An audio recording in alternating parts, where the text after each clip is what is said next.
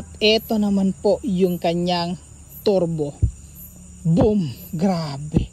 Sobrang lakas mga amigo. Kala mo araw. Kung gusto mo ng flashlight na pang magdamagad, yung aabot ng magdamag mga amigo kapag nagdadive ka, ito amigo, yung Super SDL09L na flashlight. Yung pang hunting mga amigo na light nito, yung medium light, ay aabot ng 8 hanggang 9 hours bago po malubat. Meron po itong tatlong LED. Yung kanyang switch mga amigo ay magnetic switch na po. Ayan siya. Kaya po hindi po ito pinapasukan ng tubig. Ito yung light niya sa labas mga amigo. Ito po yung light niya mga amigo. Low light pa lang po yan mga amigo. Tingnan nyo naman kung gaano kaliwanag yan. Low light pa lang.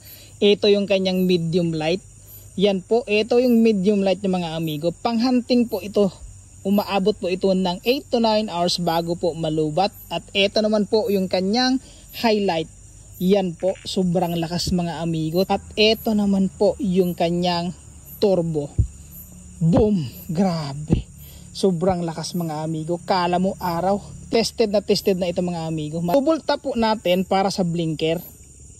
Then, tap ng isa para bumalik sa dati. Then, long press para sa off niya.